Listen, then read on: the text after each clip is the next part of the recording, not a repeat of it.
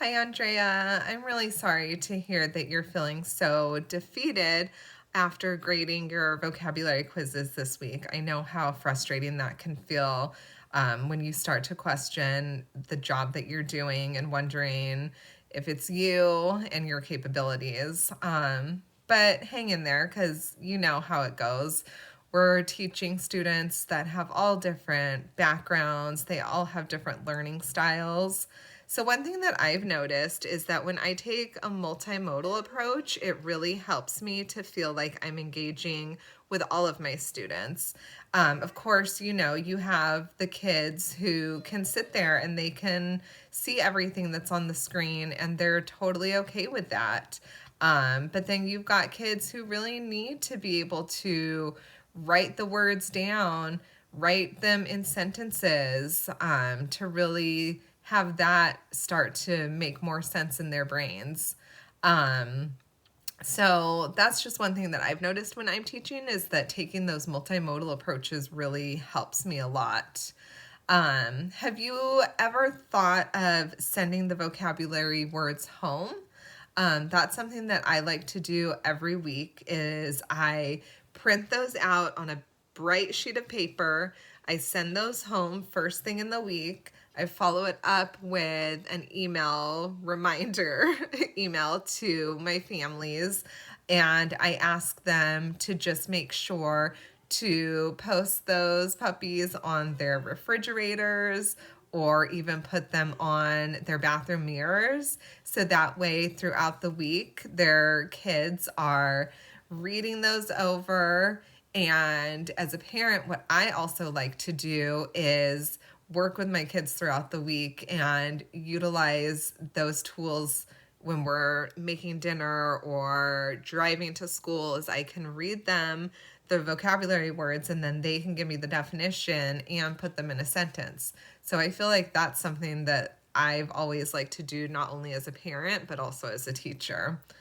Um, I wonder if I know that you have your lab that you still need to do. So I wonder if when you have that lab assignment going, if you have the words and the definitions posted either at their lab stations or up on your screen or your whiteboard, if having those around while they're actually doing the lab, that would probably put it into a context that they're understanding more because they're using those vocabulary words in a real world application. So maybe doing that would help them to just get more engaged in the actual context of those words, and then that'll make more sense to them. I know that's something that has always helped me is being able to see, oh, this is how I'm using this word, and now this makes sense that, whatever the vocabulary is that you're working on.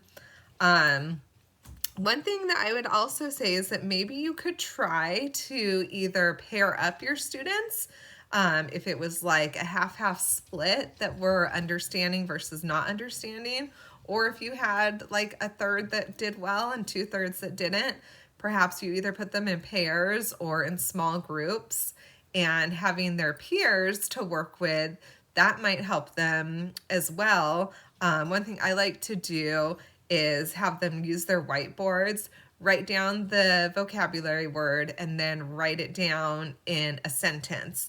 I mean, writing down the definition is always good too, but I think writing it down in a sentence really helps to get them to apply that knowledge as to how it needs to be used and understood in the real world.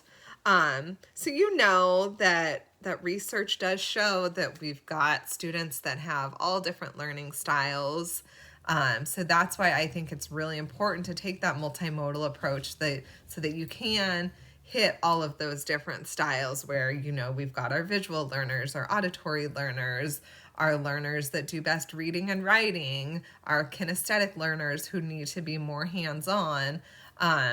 So, hang in there. It's just one assignment. Don't let it make you feel defeated.